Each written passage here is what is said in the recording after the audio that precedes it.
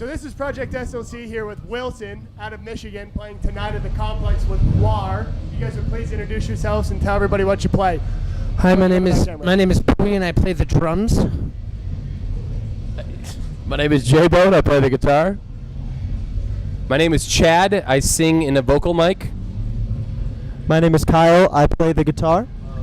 My name is James, I play the bass guitar. So you guys are out of Michigan. How'd you guys get set up on tour with Guar? It's kind of outer worldly. I don't really know exactly what happened. We got a call one day that said, "Hey, how would you like to go on tour with Guar?" And we're like, "Let me think about it. I'll give you a call back." No, it just came out of the blue. Our team of people and their team of people made things happen. I guess I don't know how that shit really comes down, but somebody liked us enough. Speaking of, once again, being from Michigan, Michigan, especially Detroit's kind of in bad shape. Has the music scene in Michigan changed over that amount of time since the economic downturn, and what's kind of going on there? Well, okay, so with everything that negative that you see in the press about Detroit and Metro Detroit as a whole, or whatever that's going on there, there's so many more positive things that are happening, and especially in pockets of the city. There's tons of different types of scenes. There's metal scenes and punk rock scenes and indie rock scenes and all those different things going on, and they're flourishing, and there's a ton of talent. From the blight that you would see that is depicted upon your TV screens and on the internet, that just kind of fuels us to be. It's not that bad of a place where we're from. It might be normal to us to see those sites. It's not that we're embracing it. We're doing everything we can to do in our power to change it as people in the city and as musicians. Plenty of shows happening that are like, raising funds for different urban gardening projects or whatever to gentrify those depleting areas. But I think that as far as music goes in Detroit, I feel, and I know the rest of the band feels, that it's probably the strongest that it's been in a while. Did they shut down a lot of the venues, or are most of the venues still there? Like the venue from 8 Mile, is that still there? That's the Shelter. It's actually not on 8 Mile. It's not even close to 8 Mile. Yeah, I live on 8 Mile, and that shit's like in Detroit. 8 Mile is just a road. It runs like, that's like the quintessential like road that turns from like, oh, beautiful townhouses to shit, to beautiful townhouses to shit, that sort of thing. The Shelter's still there. It's underneath St. Andrews Hall, and it's still there. so we can get everybody involved in this. When did you guys start playing music? What age did you start? And then when did you realize you really wanted to be a musician? I started playing when I was 10, and pretty much ever since then, that's all I ever wanted to do. That and touch myself. I started playing when I was about 12 years old, and then about ever since then, I impressed some chick in middle school, and that's all I wanted to do was just bang girls. But no, I just since I was 12, that's all. I love it. I fucking love it.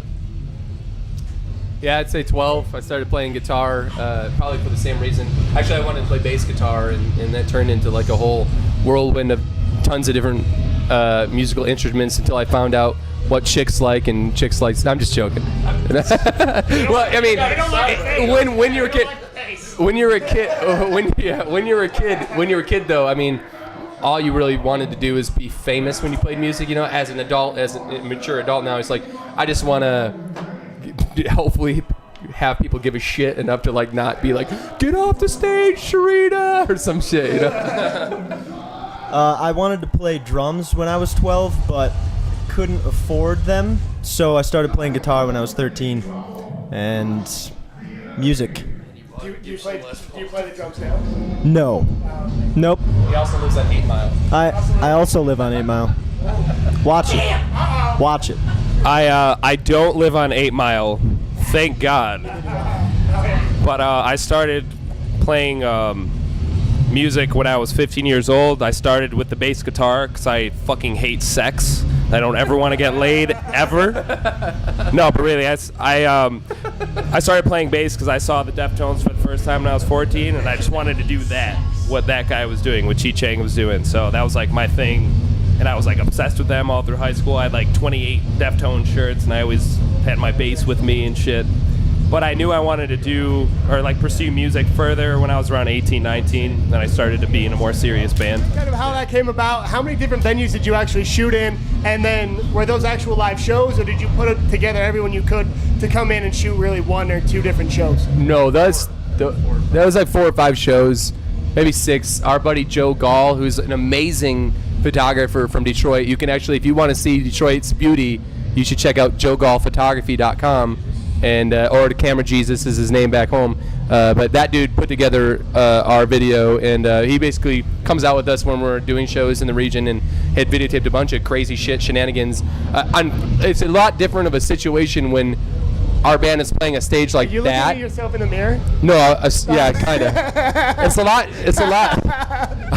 There's a mirror right here. It's a lot. He's looking at himself in it. Well, listen, let me tell you a little something about myself. But it's a lot different of a situation when you're playing a stage like that out there, where there's a fucking 10-foot gap between you and the audience and the barricade, and it's super high, and you got all these. We're used to playing like small stages where you have to fight for your room type sort of thing, you know, and the audience is in your face.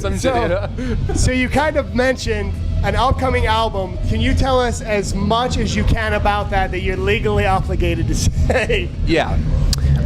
We went to California. Well, we did some of it in Michigan, and we did some of it in California with Steve Evitz, and the dude who did it in Michigan, his name is Shane Grush. It spans over the course of a year of recording, and it'll be released in the summer. We'll have the release date in a few weeks here. We'll be able to publicly announce it. It's 10 songs, I can tell you that. I can't tell you the running length time or the album length, album title or any of those things, but It'll be shorter than 5 hours. It'll be shorter than 5 hours. What we can say right now. You will see pictures of genitals in the liner notes. A bunch of weird shit that if you play it backwards, you'll hear a bunch of crazy, things that Satan told us when we were sleeping and all those sorts of things. But you should buy it. Yeah, and if you start at wilsonpartyanimals.com, you'll find our other social media sites and things. Wilson Parties, hashtag, those sorts of things. You can find us at any of the social sites. Anyone else you would like to thank? Anyone else? I'd like to think back. I'd like to thank my grandmother. And also that. I'd like to thank my wife for letting me tour. And my parents as well. Yeah, I'd like to thank Guar for having us. Yes. Thanks, Guar. Thank you, Guar. All right, this has been Justin with Project SLC here with Wilson. Thank you guys so much, and good luck on the rest of your tour.